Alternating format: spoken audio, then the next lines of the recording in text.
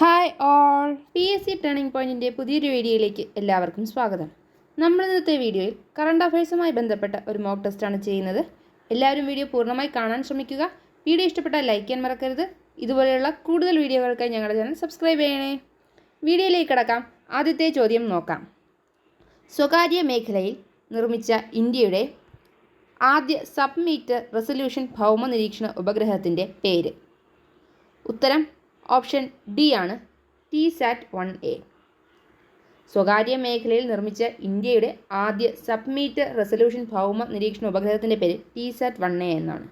TSAT-1A ആണ് സ്വകാര്യ മേഖലയിൽ നിർമ്മിച്ച ഇന്ത്യയുടെ ആദ്യ സബ്മീറ്റർ റെസൊല്യൂഷൻ ഭൗമ നിരീക്ഷണ ഉപഗ്രഹം. സ്വകാര്യ മേഖലയിൽ നിർമ്മിച്ച ഇന്ത്യയുടെ ആദ്യത്തെ സബ്മീറ്റർ റെസൊല്യൂഷൻ ഭൗമ നിരീക്ഷണ ഉപഗ്രഹത്തിൻ്റെ പേര് TSAT-1A എന്നാണ്. രണ്ടാമത്തെ ചോദ്യം നോക്കാം.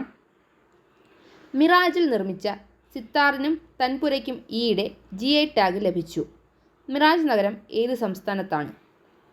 ഉത്തരം ഓപ്ഷൻ ബി ആണ്, മഹാരാഷ്ട്ര. അപ്പോൾ മഹാരാഷ്ട്രയിലാണ് മിറാജ് നഗരം.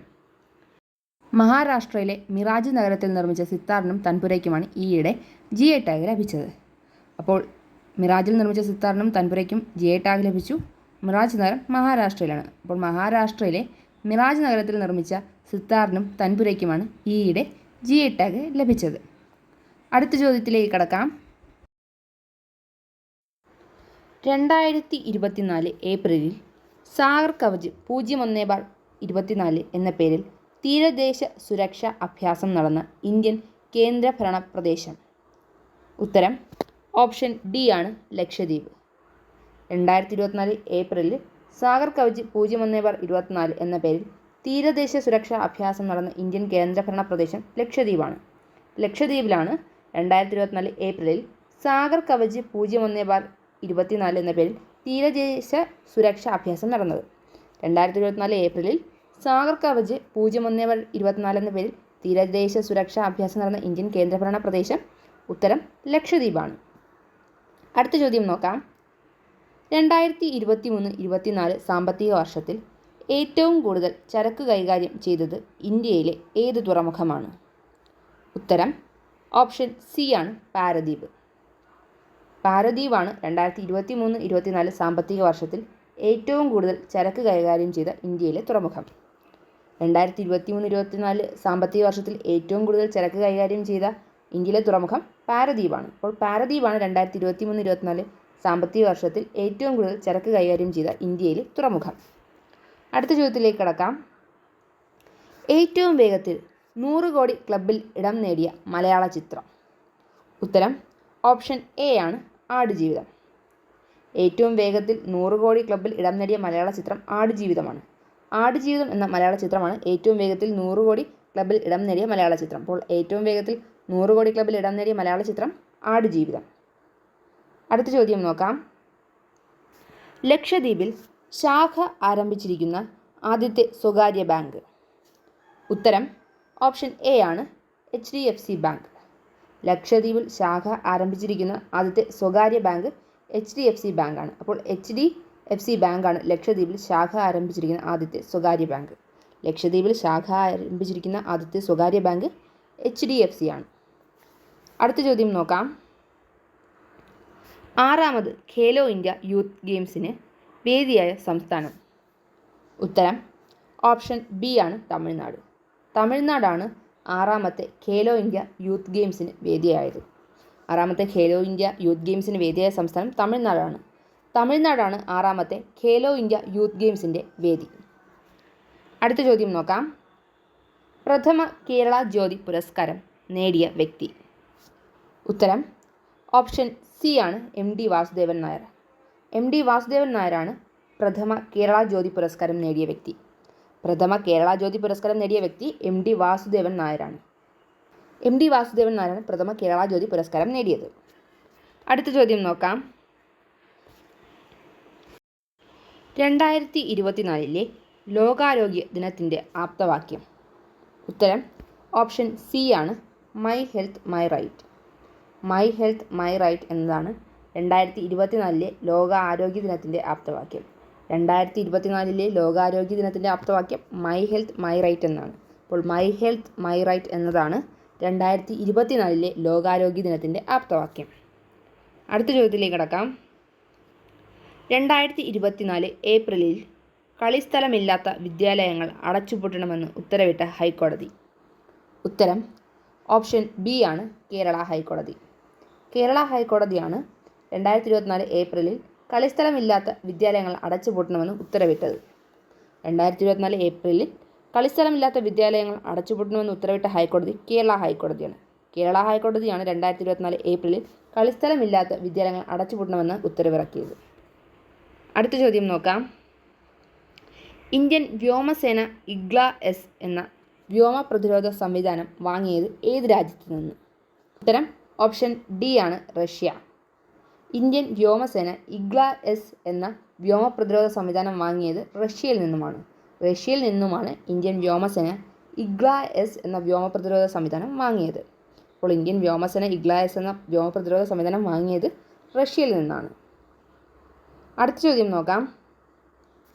തിരഞ്ഞെടുപ്പിൽ നാമനിർദ്ദേശ പത്രിക സമർപ്പിക്കുന്നതിനും വിവിധ അനുമതികൾ നേടുന്നതിനും സ്ഥാനാർത്ഥികളെ സഹായിക്കുന്നതിനായി തിരഞ്ഞെടുപ്പ് കമ്മീഷൻ പുറത്തിറക്കിയ മൊബൈൽ ആപ്പ്.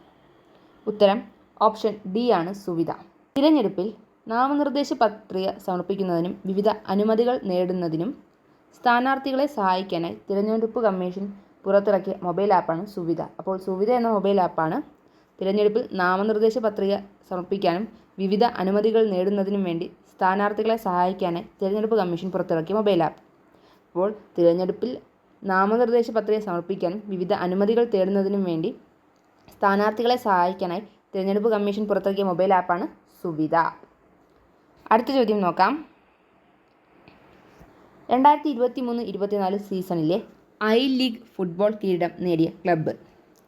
ഉത്തരം ഓപ്ഷൻ എ ആണ് Mohammedan sporting club. Mohammedan sporting ക്ലബ്ബാണ് 2023-24 ഐ ലീഗ് ഫുട്ബോൾ കിരീടം നേടിയത്. 2023-24 സീസണിലെ ഐ ലീഗ് ഫുട്ബോൾ കിരീടം നേടിയത് മുഹമ്മദൻ സ്പോർട്ടിംഗ് ക്ലബ്ബാണ്. അപ്പോൾ മുഹമ്മദൻ സ്പോർട്ടിംഗ് ക്ലബ്ബാണ് 2023-24 സീസണിലെ ഐ ലീഗ് ഫുട്ബോൾ കിരീടം നേടിയ ക്ലബ്ബ്. അടുത്ത ചോദ്യത്തിലേക്ക് കടക്കാം. ചരിത്രത്തിലാദ്യമായി ഫോബ്സിൻ്റെ ആഗോള സമ്പന്ന പട്ടികയിൽ ഇടം പിടിച്ച മലയാളി വനിത. ഉത്തരം ഓപ്ഷൻ എ ആണ് സാറാ ജോർജ് മുത്തൂറ്റ്. സാറാ ജോർജ് മുത്തൂറ്റാണ് ചരിത്രത്തിലാദ്യമായി ഫോബ്സിൻ്റെ ആഗോള സമ്പന്ന പട്ടികയിൽ ഇടം പിടിച്ച മലയാളി വനിത.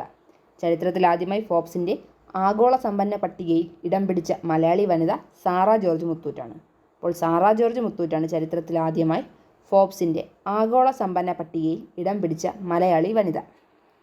അടുത്ത ചോദ്യം നോക്കാം. സംസ്ഥാനത്തെ ബവ്കോ ഔട്ട്ലെറ്റുകളിൽ വിജിലൻസ് നടത്തിയ പരിശോധന. ഉത്തരം ഓപ്ഷൻ എ ആണ് ഓപ്പറേഷൻ മൂൺലൈറ്റ്.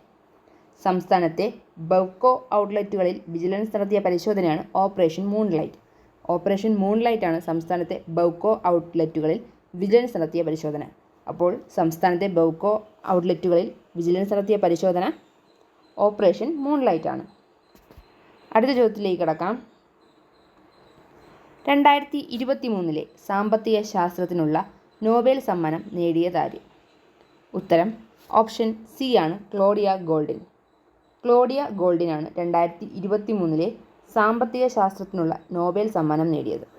2023 സാമ്പത്തിക ശാസ്ത്രത്തിനുള്ള നോബൽ സമ്മാനം നേടിയത് ക്ലോഡിയ ഗോൾഡിനാണ്. അപ്പോൾ ക്ലോഡിയ ഗോൾഡിനാണ് 2023 സാമ്പത്തിക ശാസ്ത്രത്തിനുള്ള നോബൽ സമ്മാനം നേടിയത്. 2023 സാമ്പത്തിക ശാസ്ത്രത്തിനുള്ള നോബൽ സമ്മാനം നേടിയത് ക്ലോഡിയ ഗോൾഡിൻ.